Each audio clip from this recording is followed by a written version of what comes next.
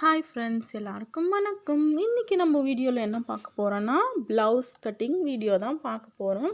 என்னோடய ப்ளவுஸ் வந்து நானே தான் கட் பண்ணி ஸ்டிச் பண்ணிப்பேன். இது வந்து நான் ஒரு வீடியோ கன்னடா வீடியோவில் பார்த்து தான் நான் ப்ளவுஸ் ஸ்டிச் பண்ணுறதுக்கு கற்றுக்கணும். ஆல்ரெடி எனக்கு வந்து ஸ்டிச்சிங் வந்து பேசிக்ஸ் எல்லாம் தெரியும். அதனால் ப்ளவுஸ் கட்டிங் வீடியோ பார்த்து நான் கற்றுக்கிட்டேன். எந்த மெத்தடில் நான் கற்றுக்கிட்டு ப்ளவுஸ் இப்போ தைக்கிறேன்னா அந்த மெத்தடு உங்களுக்கு நான் சொல்லிக் கொடுக்குறேன். பிகினர்ஸ்க்கு இது ரொம்ப யூஸ்ஃபுல்லாக இருக்கும். வாங்க வீடியோக்குள்ளே போகலாம். பாருங்கள், நம்ம கிளாத் வந்து நார்மல் ப்ளவுஸ் கிளாத் வந்து இந்த மாதிரி மடித்து போட்டுக்கோங்க. இந்த மாதிரி மடிச்சுக்குங்க. ஃப்ரண்ட்டில் வந்து கரை பகுதி வர மாதிரி, கீழே வந்து கட் பண்ண கரை வந்து இருக்கணும். அது வந்து அன்ஈவனாக இருக்கும். அதுக்காக நம்ம வந்து ஒரு 1/2 இன்ச் இல்லைன்னா 1 இன்ச் வந்து ஈவனாக மார்க் பண்ணி எடுத்துக்கலாம். ஏன்னா வந்து அதை நம்ம வந்து கட் பண்ணி ஈவனாக ஆக்க போகிறோம். அதுக்கு மேலே வந்து ஒரு 1.5 இன்ச் மார்க் பண்ணி லைன் ட்ரா பண்ணிக்க போகிறோம். இது வந்து நார்மல் ப்ளவுஸ்ன்றதுனால 1.5 இன்ச் வந்து நம்மளுக்கு ஃபோல்டிங்க்கு தேவைப்படுது. இதே வந்து நம்ம லைனிங் ப்ளவுஸ் தைக்கிறோன்னா 1 இன்ச் இல்லைன்னா 1/2 இன்ச் போதும் ப்ளவுஸ் தைக்கிறதுக்கு மார்க் பண்ண. இது வந்து நார்மல் ப்ளவுஸ்ன்றதுனால நம்மளுக்கு வந்து 1.5 இன்ச் தேவை. அப்போ தான் பின்னாடி வந்து மடித்து தைக்கிறதுக்கு நம்மளுக்கு கிளாத்து இருக்கும். பாருங்கள், இப்போது 1.5 இன்ச் மார்க் பண்ணிட்டேன். இப்போ நெக்ஸ்ட் வந்து ப்ளவுஸ் அளவு ப்ளவுஸ் வச்சு எவ்வளோ சிம்பிளாக மார்க் பண்ணலான்றது பார்க்கலாம். பாருங்கள், ப்ளவுஸ் வந்து நல்லா நீட்டாக மடிச்சிட்டு உக்பட்டி வந்து உள்ளே இருக்கிற மாதிரி, பேக் சைடு நல்லா நீட்டாக தெரிகிற மாதிரி இந்த மாதிரி மடிச்சுக்குங்க. ப்ளவுஸ் வந்து நீட்டாக உள்ளே இருக்கிறதெல்லாம் நீட்டாக அரேஞ்ச் பண்ணி, பேக் மட்டும் நீட்டாக தெரிகிற மாதிரி அரேஞ்ச் பண்ணி நம்ம ட்ரா பண்ணியிருக்கோம் இல்லையா, அந்த லைனுக்கு மேலே அதை வச்சு நம்ம இப்போது சைடில் வந்து லைன் ட்ரா பண்ண போகிறோம்.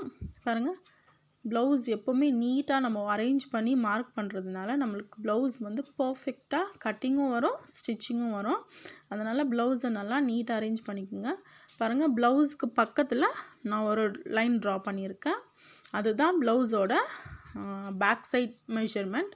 அதுக்கு பக்கத்தில் வந்து ஒரு 1 இன்ச் நம்ம எக்ஸ்ட்ரா மார்க் பண்ண போகிறோம். அது வந்து நம்ம ப்ளவுஸில் பேக்கில் வந்து டாட் பிடிக்கிறதுக்காக.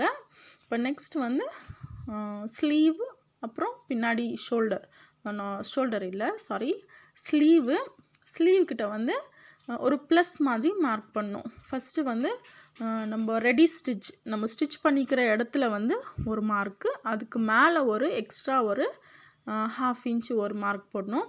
ஏன்னா வந்து ரெடி ஸ்டிச்சுக்கு அப்புறம் நம்மளுக்கு 1/2 இன்ச் எக்ஸ்ட்ரா கிளாத்து உள்ளே இருக்கணும்.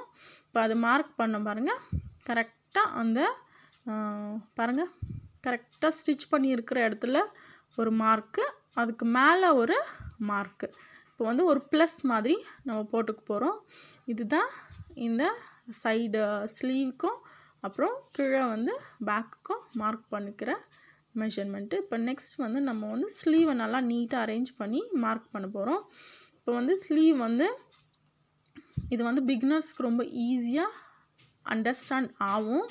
பாருங்கள், இந்த மாதிரி ஷோல்டரும் நெக்கும் நீட்டாக அரேஞ்ச் பண்ணிவிட்டு நம்ம ப்ளவுஸ் எந்த அளவு ப்ளவுஸ் மார்க் பண்ணுறோமோ அந்த அளவு ப்ளவுஸ் நெக்கை வந்து நீட்டாக அரேஞ்ச் பண்ணிவிட்டு அதுக்கு பக்கத்துலேயே லைனை வந்து நீட்டாக ட்ரா பண்ணிட்டு வந்திங்கன்னா அந்த ப்ளவுஸோடைய ஷேப் வந்து நம்மளுக்கு க்ளீனாக கிடச்சிரும். நம்ம ப்ளவுஸ் மார்க் பண்ணி எடுத்ததுக்கப்புறம் அந்த இடத்துல நம்ம நீட்டாக மார்க் பண்ணிக்கலாம். இப்போ பாருங்கள், ஸ்லீவ் ஷோல்டர்கிட்ட வந்து ரெடி ஸ்டிச் ஒரு மார்க்கு, அதுக்கு பக்கத்தில் ஒரு 1/2 இன்ச் எக்ஸ்ட்ரா மார்க் பண்ணியிருக்கேன். அது வந்து எக்ஸ்ட்ரா கிளாத்துக்காக. பாருங்கள், நம்ம ப்ளவுஸ் எடுத்துட்டோன்னே நெக்கு நீட்டாக நம்ம ட்ரா பண்ணி எடுத்துக்கலாம். பாருங்கள், பேக் நெக் வந்து நீட்டாக நான் மெஷர்மெண்ட் பண்ணி ட்ரா பண்ணி எடுத்திருக்கேன். இப்போ வந்து ஷோல்டர் வந்து மார்க் பண்ணுறேன். பாருங்கள், இது வந்து ரெடி ஸ்டிச். இந்த இடத்துல தான் நம்ம ஸ்டிச் பண்ண போகிறோம். இதுக்கு ஒரு 1/2 இன்ச் எக்ஸ்ட்ரா வந்து நம்ம மேலே ட்ரா பண்ணணும். இப்போ வாங்க ஸ்லீவோடைய ரெடி ஸ்டிச் மார்க் பண்ணலாம். பாருங்கள், ஸ்லீவோட ரெடி ஸ்டிச் இதுதான், கரெக்டான ரெடி ஸ்டிச் இதுதான். இதுக்கு வந்து எக்ஸ்ட்ரா ஒரு 1/2 இன்ச்சு நம்ம மார்க் பண்ண போகிறோம். கீழே இருக்கிறதுக்கு மேலே இருக்கிறதுக்கு நம்ம வந்து ரெடி ஸ்டிச் மார்க் பண்ணல, எக்ஸ்ட்ரா இருக்கிறது மட்டும் மார்க் பண்ணியிருக்கோம்.